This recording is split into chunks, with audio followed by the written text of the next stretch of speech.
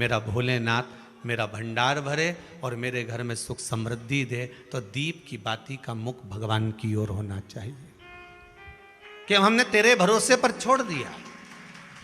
अब हम किसी से नहीं पूछेंगे कि हमें क्या करना है, ये दीप की जो बाती का मुख है वो आपकी ओर है। अर्थात मेरा जो जीवन है, मेरा जो संपूर्ण परिवार है, मेरा जो कुटुंब है, मेरा जो कबीला है, मैं जिस घर में निवास करती हूं, मैं जिस घर में रहता हूं, उस घर का संपूर्ण कारभार सब तुम्हारे भरोसे पर है। तो बाती का मुख कहां हो गया? भगवान की ओर हो गया। बाती का मुख फिर भगवान की ओर। पर ज्यादातर लोग दिया जो लगाते हैं ना, वो अपनी ओर बाती करके ही लगाते हैं। मतलब इनकी कामना चलती ही रहती है 24 घंटे। कुछ कुछ कामनाएं इनकी जागरूक रहती है, इनकी कामनाएं निरंतर रहती है। पर उस बाती में जब आप अपना संपूर्ण परिवार, संपूर्ण अपने परिवार का दुकान हो, धंधा हो, व्यापार हो, व्यवसाय हो, चाहे आप जितना भी कार्य कर रहे हो, फैक्ट्रियां चला रहे हो, वो सब अपने भगवान के भरोसे पर दे दिया, भगवान की ओर दे दिया। तो इसका मतलब ये नहीं है कि बाती का मुख भगवान की ओर हो तो तुम भगवान के बिल्कुल करीब में ही बाती का मुख कर कर लगा दो और भगवान को मालूम पड़े चोट लग जाए, ऐसा भी नहीं।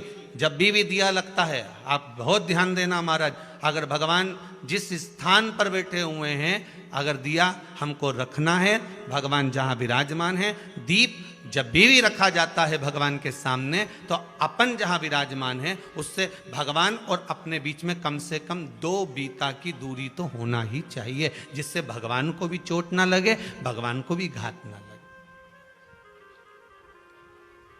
तुलसी महारानी को जो दिया लगाया जाता है वो तुलसा महारानी से दूर लगाना चाहिए। तुलसी के क्यारे में दीप लगाने का प्रमाण नहीं है कि तुम तुलसी के क्यारे के अंदर दिया लगाओ। पहले तो ऐसा नियम था कि तुलसी का जो क्यारा बनता था उसमें एक नीचे अलग से दिया रखने की जगह बनती थी, तो उसमें दिया रख दिया जाता था। आज के जमाने में इतनी जगह ही नहीं कि वह में रखो, तो लोग वो कुंडा में धर के आ जाए। अब वो कुंडी में रख के आए, मालूम पड़े तुलसी महारानी का पत्ता मुरझा जाता है, तुलसा महारानी भी ऐसी मूर्छित हो जाती है, तुलसा महारानी भी चारों तरफ से वो दिए की लो से जल जाती है। ऐसा दीप लगाने का कोई फायदा नहीं,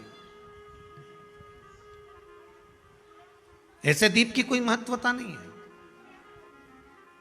किसी को कष्ट देकर, किसी को परेशान कर कर, देवता हो चाहे आप हो, आप किसी को कष्ट देकर, किसी को परेशान कर कर अगर भजन कर रहे हो तो उसका कोई सुख नहीं है हमारा, उसका कोई आनंद नहीं है।